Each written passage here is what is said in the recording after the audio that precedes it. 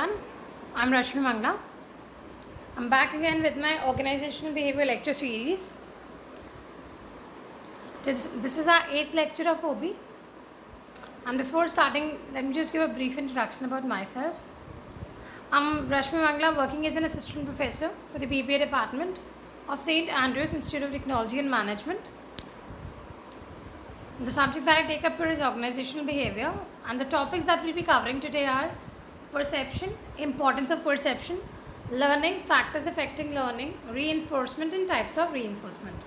Alright, so let's begin. Now perception. See, when we talk about, in basic terms, perception is a kind of process through which the information from outside environment is selected or is received and organized and is interpreted to make it meaningful for someone or for ourselves. And this input of meaningful information, it results in some certain decisions and actions.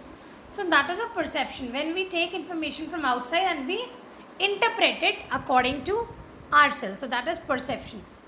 कोई चीज़ जो हम we get to know something and the way we interpret it, हम उसको कैसे accept करते हैं, that is our perception. Let's see in detail. Perception may be defined as a process by which individuals organize and interpret their sensory impressions in order to give meaning to their environment. When they want to give meaning to their environment, why their sensory impressions, that is what we call perception. So according to Joseph Ritz, perception includes all those processes by which an individual receives information about his environment, that is seeing, hearing, feeling, tasting and smelling. So all these things, an individual can receive information on behalf of any of such activities. So that is all perception. That whole process is called perception.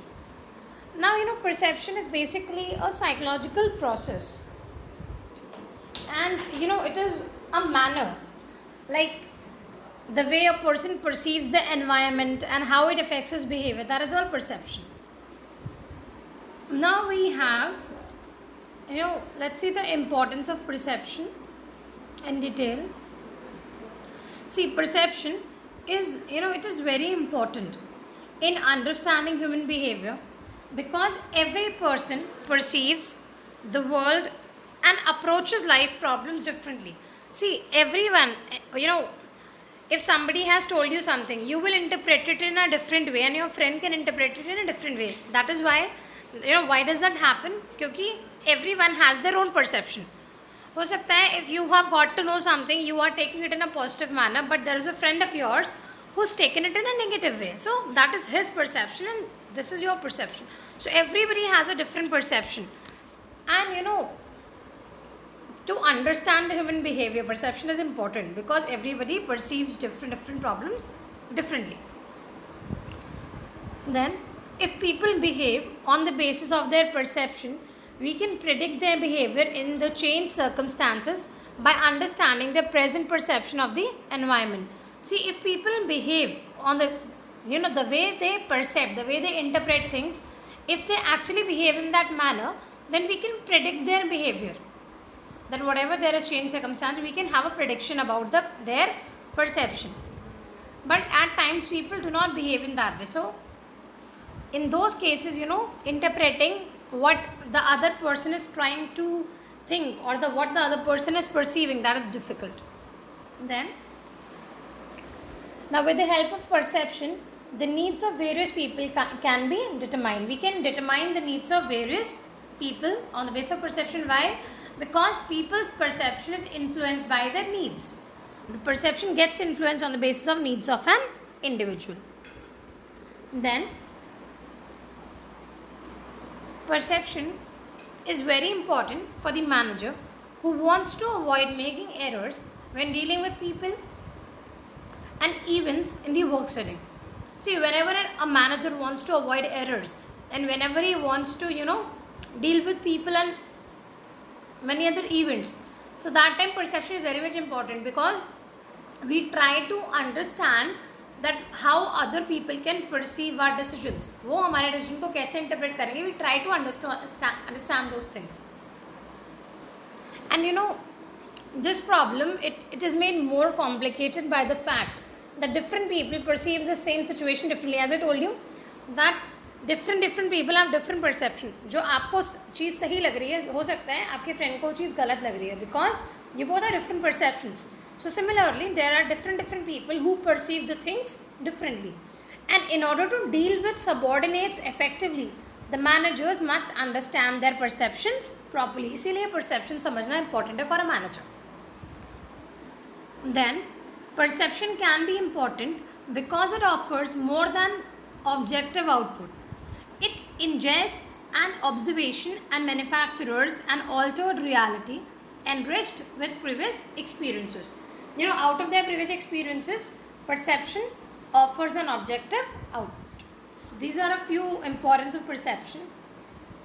Now let's get it. Let's see a new concern, that's learning and motivation, wherein we'll be covering learning part today, in our today's lecture mainly. Now learning. Now see, learning is basically acquisition of knowledge or skills through teaching experience or study. Whenever we acquire certain knowledge or we acquire certain skill, that means that we are learning something. Learning is basically a transformative process, in which the understanding of new information, it can lead to changes in a person's behavior. Because of new information, your behavior also changes, your perception also changes. Let's see in detail. Learning can be defined as the permanent change in behavior due to direct and indirect experience. You get certain direct experience or maybe an indirect experience, and because of that experience you learn something, and on the basis of that learning, when there is a permanent change in your behavior, that is what is learning.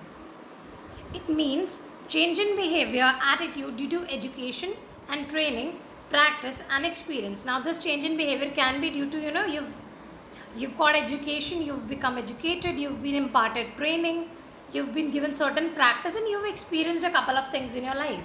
So that's how you gain, that's how you learn many things, and that's how the change in behavior or change in attitude takes place.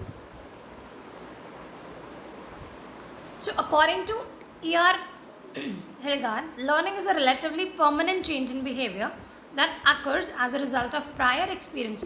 एक permanent change behavior में जो आता है because of certain experience that we have gained, that is called learning. Alright? Now let's see the factors that affect learning. See, there are mainly these three factors which affect learning, which are, first one is motivation, then we have practice, and the last one is environment. Now motivation.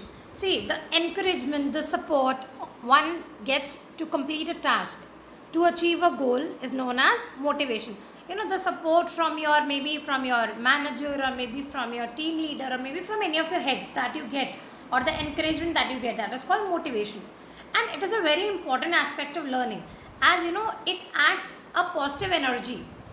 We get a lot of positivity, we get a lot of positive energy, and we feel enthusiastic to complete the task when we are motivated. Alright? Like during a match, the coach motivates his players. Motivates him for what? Motivates them for winning the match. So to get a task completed, motivation is very much needed. Now the second factor that affects learning is practice. We all know that practice makes us perfect. In order to be a perfectionist, or at least complete the task, it is very important to practice what we have learned. See, whatever we have learned, हम जब तक उसे practice नहीं करेंगे, we will not excel in that. So in order to enhance our skills, in order to excel in that particular field, we have to have practice about the thing that we have learned.